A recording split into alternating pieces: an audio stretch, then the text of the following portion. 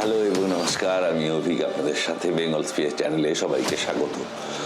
প্রয়াত হলেন নেহেরুর বউ, না মজা করছি না, পাঞ্চেতের এক আদিবাসী মহিলা খ্যাতি বা কুখ্যাতি পেয়েছিলেন নেহেরুর বউ বলে, যার নাম হচ্ছে বুধনি মেজান।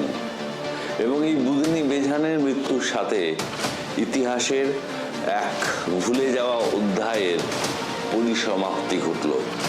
স্থান ডিভিসির পাঞ্চেত জলধার।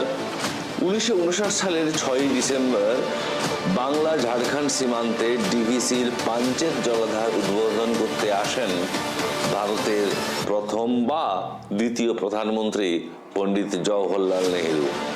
দুই রাজ্যের লোকারণ্য, প্রধানমন্ত্রী বলে কথা।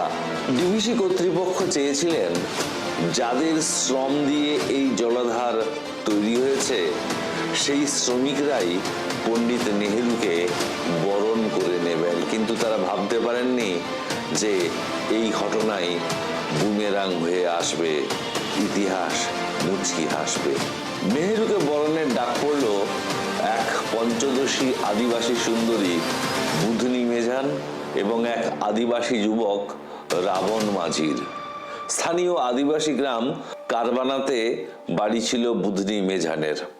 ঠিক কি হয়েছিল সেদিন, যার জন্যে এই নেতাজির বউ অপবাদ নিয়ে বুধনি মেজানকে বাকি জীবনটা বেঁচে থাকতে হয়েছিল? সেই অভিশপ্ত দিনে ঠিক হয়েছিল মঞ্চে বুধনি মেজান এবং রাবণ মাঝি তারা উপস্থিত থাকবেন এবং বুধনি মেজান পণ্ডিত জওহরলাল নেহেরুকে স্বাগত জানাবেন। জওহরলাল নেহেরু মঞ্চে এলে পরিকল্পনা মাফিক বুধনি মেজান তাকে মালা পরিয়ে বরণ করেন। আর জওহরলাল নেহেরু মজার ছলে, হ্যাঁ তিনি মজার মানুষ বটে, তিনি সবটাই মজায় মজায় করেছেন। জওহরলাল নেহেরু মজার ছলে সেই মালা নিজের গলা থেকে খুলে বুধনি মেজানের গলায় পরিয়ে দেন। মানে হলো গিয়ে মালা বদল, অর্থাৎ বুধনি মেজান জওহরলাল নেহেরুকে এবং জওহরলাল নেহেরু খেলার ছলে বুধনি মেজানকে মালা পরিয়ে দেন। শুধু তাই নয়, পাঞ্চেত জলাধারের আনুষ্ঠানিক উদ্বোধনের সময় বুধনি মেজানকে ডেকে নেন জওহরলাল নেহেরু এবং পণ্ডিত নেহেরুর ইচ্ছায় বুধনির হাত দিয়ে সুইচ টিপে উদ্বোধন হয় পাঞ্চেত জলাধারের। জীবনে এত বড় স্বপ্ন দেখেনি বুধনি মেজান, তাই একরাশ সুখানুভূতি নিয়ে বাড়ি ফিরেছিলেন তিনি। কিন্তু কারবানা গ্রামে ঢুকতেই সবকিছু যেন অচেনা হয়ে গেল বুধনি মেজানের কাছে। কেউ তার সাথে কথা বলছে না, সবাই তার সাথে দূরত্ব বজায় রাখছে। সেদিনই গ্রামের মোড়লরা সালিসি সভা ডেকে বুধনিকে অপরাধী চিহ্নিত করলো। বুধনি অবাক, কি অপরাধ করেছে সে? মোড়ল নিদান দিলেন, বুধনি জওহরলাল নেহেরুর সাথে মালা বদল করেছে, অর্থাৎ সে এখন জওহরলাল নেহেরুর বউ, তার থেকেও বড় কথা ভিন জাতের লোকের স্ত্রী। তাই বুধনি মেজানকে আর সমাজে স্থান দেওয়া যাবে না। তাই বুধনি মেজানকে বিতাড়িত করা হলো গ্রাম থেকে। এরপর বুধনি নিরুদ্দেশ হয়ে যান। সবটাই জওহরলাল নেহেরুর মজার ছলে। পরবর্তীকালে আসানসোলের তৎকালীন সাংসদ আনন্দ গোপাল মুখোপাধ্যায় বুধনি মেজানকে খুঁজে বার করেন এবং তিনি সেই সময়ের প্রধানমন্ত্রী রাজীব গান্ধীকে গোটা ঘটনা জানিয়ে তার ডিভিসিতে একটা চাকরি এবং প্রাপ্য সম্মান দাবি করেন। তারপর 1988 সালে রাজীব গান্ধী ডিভিসি কর্তৃপক্ষকে নির্দেশ দেন বুধনি মেজানকে খুঁজে নিয়ে আসতে হবে এবং তাকে একটি আবাসন দিতে হবে, যদিও সেই আবাসন ছিল ছোট্ট খুপরির মতো।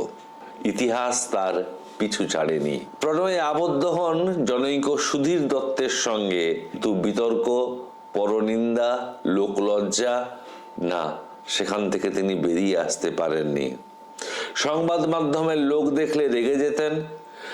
মুম্বাই থেকে তাকে নিয়ে বায়োপিক বানানোর প্রস্তাব এলে তিনি রাজি হননি, কারণ সেদিনের সেই অপমান আর অভিমান এই নিয়েই তিনি তার বাকি জীবনটা ডিভিসির আবাসনের ছোট্ট কুঠুরিতে কাটিয়ে দেন। যখন হর ঘর তিরঙ্গা পালিত হচ্ছে সেই সময় আমরা সবাই ভুলে গেছি নেহেরুর অবিমৃষ্যকারী আচরণের জন্যে ধ্বংস হয়ে যাওয়া একটি মেয়ের জীবন, যার নাম বুধনি মেজান। নেহেরুর অপকীর্তির জন্যে যাকে উৎখাত হতে হয়েছিল তার নিজের গ্রাম, জাতি আর সমাজ থেকে। একটা প্রশ্ন মনে জাগে যে একজন প্রধানমন্ত্রী, তার কাছে তো বিভিন্ন গোয়েন্দা ইনপুট থাকে, তো তিনি যে কাণ্ডটা ঘটিয়ে গেছিলেন জওহরলাল নেহেরু, তার ফল যে এত মারাত্মক এবং বুধনি মেজান নামে সেই আদিবাসী মেয়েটির জীবনকে ধ্বংস করে দিয়েছিল, তার কি খবর পাননি পণ্ডিতজি? তার কি খবর পাননি পণ্ডিত জওহরলাল নেহেরু? নাকি খবর রাখতে চাননি? অবশ্য ভুল স্বীকার করতে পণ্ডিত জওহরলাল নেহেরুর চিরকালই বাধে। আর মতিলাল নেহেরুর পুত্র বলে কথা, অগাধ সম্পত্তি, কোথাকার এক গ্রাম্য আদিবাসী মহিলার জীবনে তার জন্যে কি ঘটলো, না, তার কিচ্ছু এসে যায় না পণ্ডিত জওহরলাল নেহেরু। সেই বুধনি মেজান নেই।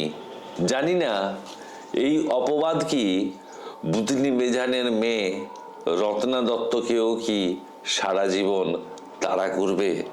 আমরা আশা করব যে তার মেয়ে, তিনি একটি সুস্থ স্বাভাবিক জীবন কাটাতে পারবেন এবং ভবিষ্যতে এই রাজনৈতিক নেতাদের পাশা খেলায় পাশার বদলে মানুষ ব্যবহার করা হবে না।